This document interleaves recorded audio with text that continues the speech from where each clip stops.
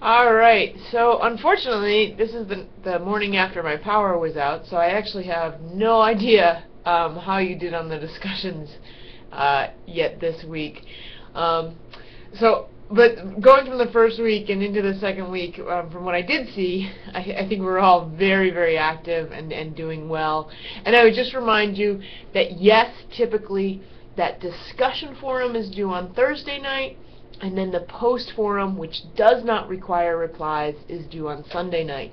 That ensures that we have enough time to get in and actually read each other's discussion posts and then reply to them. So that's why one's due early and then one's due late.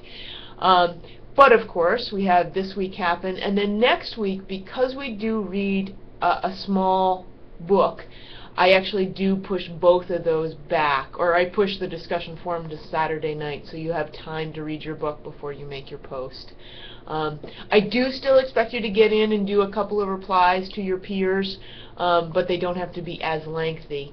Remember, we're trying to avoid "good job, Joe," but try and make a substantive reply to each of your peers. And I do that when we have maybe a reading or a viewing that takes longer.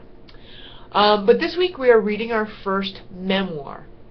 And this memoir is not specifically about food, but what you're going to see her do is weave food systems, cooking, into almost every piece of her memoir. And a lot of the more memorable pieces of her memoir actually involve meals or food settings or the basically great grape harvest that comes at the end of the book.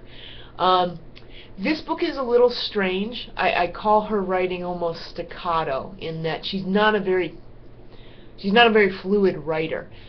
However, she does a great job of capturing this moment in time, and so many of her best passages are about food, because I think what happened is she's not actually remembering everything that happened, but the great memories she does have are interwoven with her memory of food, and those times are almost better cemented because of it.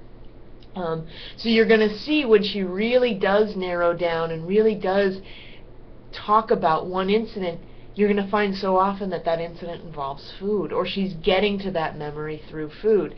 And that's what I wanted us to see. Again, I love this little book because it is small. It gives us this little snapshot of this time in Tuscany. But I wouldn't necessarily say she's a fantastic writer, but I think you are better off having read the book. A lot of people do always zing me for saying we can't read a book in a week, but it's college and you can. So break it down, start this weekend, move through, you can do it.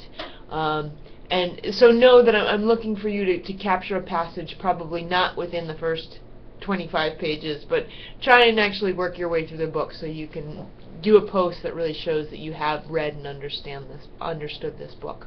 Alright? Other than that, the only thing, the only thing that I'd mention is please make sure you've read the syllabus. It's right at the top under that block that says course description and syllabus. If you have not read this at this point, you are doing yourself a disservice, because all of my grading policies are in there. And it's pretty well laid out, so make sure you have read that. And I would print that out and keep that kind of beside me when I'm doing my work. Alright?